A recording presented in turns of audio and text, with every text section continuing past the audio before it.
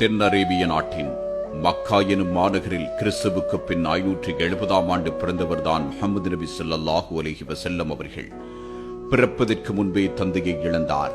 6 வயதில் தாயையும் இழந்து அனாதையானார்.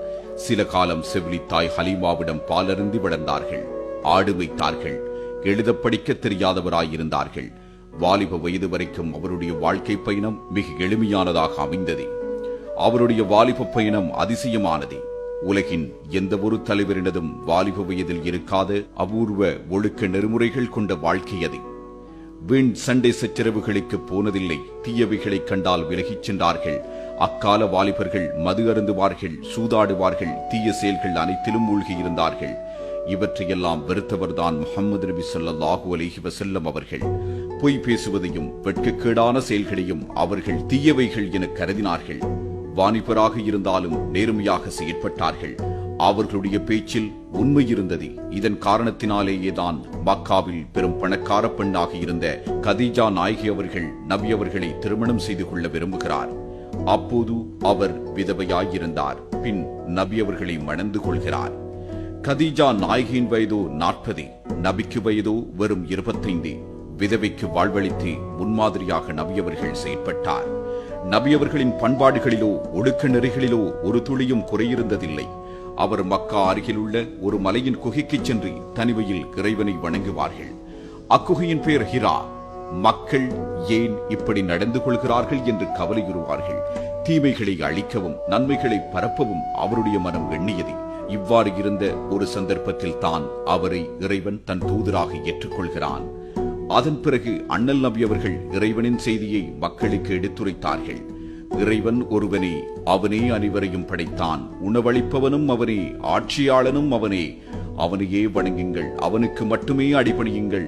நான் இறைவனின் தூதனாவேன், என்னை பின்பற்றுங்கள், தீமைகளை விட்டும் விலகியிருங்கள் என்ற நற்செய்தியை கூறலானார்கள்.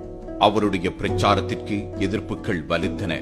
எதிரிகள் நபி அவர்களை பார்த்து இப்படி கூறினார்கள்: உங்களுக்கு என்ன வேண்டுமானாலும் தருகிறோம், உங்கள் பிரச்சாரத்தை மட்டும் விட்டுவிடுங்கள் என்று கூறிய போது நபி அவர்கள் சொன்னார்கள்: ஒரு கையில் சூரியனையும் மறுகையில் சந்திரனை தந்தாலும் எனது பிரச்சாரத்தை நான் நிறுத்த மாட்டேன் என கூறினார்கள். அவரது பிரச்சாரத்தின் மீது அவருக்கு அந்தளவு தூரம் நம்பிக்கை இருந்தது. பல துன்பங்களை இக்கால பகுதியில் அவர்களுக்கு சந்திக்க வேண்டி ஏற்பட்டது.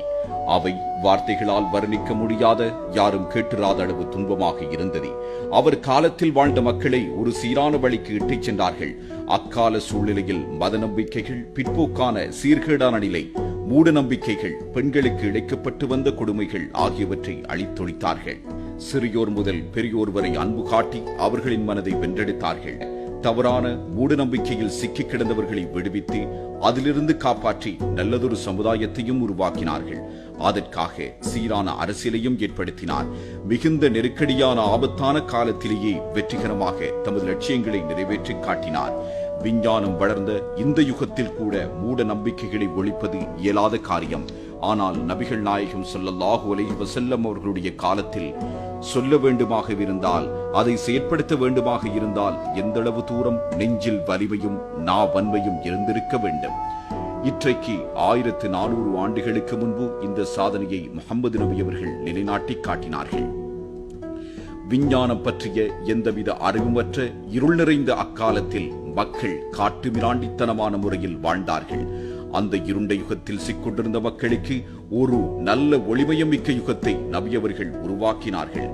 சீர்திருத்தவாதிகள் என்று சொல்லப்படுபவர்கள் செய்ய நினைக்கின்ற நல்ல காரியங்களுக்கு இக்காலத்தில் எத்தனையோ தொல்லைகள் ஏற்படுகின்ற போது அண்ணல் நபி அவர்கள் எத்துணை துன்பங்களை அனுபவித்திருப்பார்கள். நபி அவர்களின் கொள்கைகளை எவரும் இலகுவில் ஏற்றுக்கொள்ளவில்லை. அரேபிய பாலைவனத்தில் வசித்த மக்கள் ஒரு நாளைக்கு ஒரு உருவம் என்று 360 உருவங்களை ஆண்டவனாக நினைத்து வழிபட்டு வந்தார்கள். நபிகள் நாயகம் ஸல்லல்லாஹு அலைஹி வஸல்லம் அவர்கள் 360 உருவங்களும் இறைவனல்ல என்று எடுத்துச் சொல்ல எவ்வளவு தூரம் ஆற்றல் படைத்தவராக இருந்திருக்க வேண்டும். எப்படிப்பட்ட துன்பங்களை அவர் ஏற்றிருக்க வேண்டும் என்று எண்ணி பார்க்கும் போது இப்பொழுது இருக்கின்ற சீர்திருத்தவாதிகளுக்கு அது முன்னுதாரணமாக அமையும். பொது வாழ்விலே ஏற்படுகின்ற சந்தேகங்கள் அனைத்தும் நபியவர்களை நினைத்தால் பறந்து போகும். நபியவர்களின் அஞ்சா நெஞ்சுறுதியாலும் அவர் செய்த அறப்போரினாலும் இஸ்லாம் முழு உலகிலும் பரவத் தொடங்கியது. சில ஆண்டுகளில் முஹம்மது நபி ஸல்லல்லாஹு அலைஹி வஸல்லம் அவர்களை பின்பற்றுகின்றவர்களின் தொகை அதிகரித்தது. அன்னலாரின் தோழர்கள் நபி அவர்களின் கட்டளைப்படி உலகின் நாலா பக்கங்களுக்கும் சென்று இஸ்லாத்தை பரவச் செய்தார்கள். நபி ஸல்லல்லாஹு அலைஹி வஸல்லம் அவர்களுடைய சொல்லோ செயலோ ஒன்றுக்கொன்று எந்த ஒரு சந்தர்ப்பத்திலும் முரண்படவில்லை. அவர் சொன்னார், செய்தார், அதையே அந்த மக்களையும் பின்பற்றச் செய்தார். இன்று கருத்துக்களை சொல்பவர்கள் அதை போன்று நடந்து காட்டினால்தான் மக்களால் அது ஏற்றுக்கொள்ளப்படும். ஆனால் இக்காலத்தில் சொல்பவர்கள் உயர்ந்தவர்களாகவும் நடப்பவர்கள் கீழ்த்தரத்தில் உள்ளவர்களாகவும் இருக்கிறார்கள். அன்னலார் காட்டிய மார்க்கம் மக்களை ஒன்றுபடுத்துகிறது, மக்களின் அறிவினை தெளிவுபடுத்துகின்றது, ஒற்றுமையாக்குகின்றது, புதிய உறவுகளை ஏற்படுத்துகின்றது. அவர் போதித்த இஸ்லாம் உலகில் எதற்கும் ஒப்பாக சொல்ல முடியாததோர் அளப்பெரிய பொக்கிஷமாகும். நபிகள் நாயகம் அவர்கள் 23 ஆண்டுகள் தமது பிரச்சார பணிகளை முன்னெடுத்தார். ஒரே இறை ஒரே மறை என்ற கருத்தை உள்ளத்தால் ஒப்புக்கொள்ளச் செய்து அதுவும் உலகின் மூலை முடுக்கெல்லாம் பரவி பண்புடன் வாழ வைத்திருக்கிறார்கள். அந்த மனித புனிதரின் நாவன்மைக்கு இருந்த நன்மதிப்பை, மகத்துவத்தை நாம் புரிந்து கொள்ள வேண்டும். இத்துணை மகத்துவமும் அந்த மாணவிக்கு இருக்க காரணமே அவர் தன் உயிரிலும் மேலாக கட்டிக்காத்து வந்த பொறுமையும் சொல்லும் செயலும், அதனோடு இணைந்த வாழ்வும், நடைமுறை வாழ்க்கைக்கு ஏற்ப அவர் இயற்றிய சட்டங்களும், தானும் தன்னை பின்பற்றுவர்களுக்கும் சொன்னதோடு அல்லாமல் செய்தி காட்டும் செம்மலாக இருந்ததும் முழு முதல் காரணமாகும். சட்டதிட்டங்கள் மனிதரின் நடைமுறை வாழ்க்கைக்கு ஏற்ற வகையில் அவரால் வகுக்கப்பட்டன. நபிகள் நாயகத்தின் வாழ்வும் வாக்கும் நிரம்பி அமைந்ததுதான் ஹதீஸ்கள் என்று அழைக்கப்படுகின்றது. அதே நேரம் இஸ்லாத்தின் பொக்கிஷமாக திருக்குர்ஆன் விளங்குகின்றது. நபி அவர்களின் சொல் செயல் என்பன இஸ்லாமியர்களுக்கு வழிகாட்டுகின்றன. அண்ணல் நபிகளின் இஸ்லாமிய போதனை உலகின் நாலா பக்கங்களிலும் ஒலிக்கச் செய்வதற்கு பட்ட துயர்கள், தொட்ட தொல்லைகள், தியாக தழும்புகள் கொஞ்ச நஞ்சமல்ல. அண்ணல் நபிகளாரின் அறப்பணி அகிலத்தை சீர் செய்வதற்கு கிடைத்த திருப்பணியாகும். அவர்களுடைய வாழ்க்கை வரலாறு வீரத்துக்கு ஒரு ஊற்றாகவும் சமுதாயத்திற்கு ஒரு நல்ல எடுத்துக்காட்டாகவும் அமைந்திருக்கின்றது. அதனால் தான் பல அறிஞர்கள், தலைவர்கள் கூட நபியவர்களை புகழ்ந்து பேசியிருக்கிறார்கள். H.G. வெல்ஸ், மகாத்மா காந்தி, அறிஞர் அண்ணா, ஜோர்ஜ் பெர்னார்ட் ஷா போன்றவராலும் நபி அவர்களின் வாழ்க்கை நெறிமுறை பாராட்டப்பட்டது. பிரபல நூலாசிரியரான மைக்கேல் எச் ஹார்ட் என்பவர் உலகின் தலை சிறந்த தலைவர்கள் 100 பேரை தெரிவு செய்து அவர்களுள் அண்ணல் நபி அவர்களுக்கு முதலிடத்தை பெற்றுக் கொடுத்தார். அதற்கு காரணம் முகமது நபி சமயத் தலைவராக மட்டுமன்றி உலகியல் துறைகளிலும் தலைவராக இருந்தார்கள். அன்னலார் எல்லா காலத்திலும் தாக்கத்தை செலுத்தக்கூடிய மாபெரும் தலைவர் என மைக்கேல் எச் ஹார்ட் அவரது நூலில் குறிப்பிட்டார். இவ்வுலக மக்களுக்கு நல்வழி காட்ட, இறைவனை பற்றி கூற இறைவன் காலத்துக்கு காலம் தூதர்களை அனுப்பி வைத்தான். அந்த வகையில் கடைசியாக வந்தவர்தான் இந்த முஹம்மது நபி ஸல்லல்லாஹு அலைஹி வஸல்லம் அவர்கள். இவரை முழு உலகிற்கும் ஒரு அருட்கடையாகவே இறைவன் அனுப்பியுள்ளான் என இறைவேதமான அல் குர்ஆன் கூறுகிறது. எச்சில் துப்புவதிலிருந்து ஆட்சி செய்வது வரைக்கும் இவர் நடைமுறை வாழ்க்கையில் செயற்படுத்தி காட்டியிருக்கிறார். இவரது ஒவ்வொரு பேச்சு, உடை, நடை, பாவனை, அசைவுகளும் மானிட சமூகத்துக்கு கிடைத்த மிகப்பெரிய முன்மாதிரியாகும்.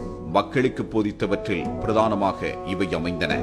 அல்லாஹ்வை மட்டும் வணங்குங்கள், உண்மையே பேசுங்கள், வாக்குறுதியை நிறைவேற்றுங்கள், பாவங்களை விட்டு விலகியிருங்கள், அனாதைகளின் செல்வத்தை அபகரிக்காதீர்கள், அக்கிரமம் புரிவதை விட்டுவிடுங்கள், அண்டை வீட்டாருக்கு தொல்லை தராதீர்கள், பெண்கள் மீது அவதூறு கூறாதீர்கள், தொழுகையை கடைபிடியுங்கள், நோன்பு வையுங்கள், அல்லாஹ்வின் பாதையில் செலவு செய்யுங்கள், ஒருவருக்கொருவர் ஒற்றுமையாயிருங்கள் என எத்தனையோ எழுச்சிமிக்க கருத்துக்களை சொன்னார்கள்.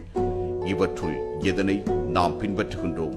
நபியை பின்பற்றும் கால் நாம் ஒருபோதும் வழி தவற மாட்டோம்.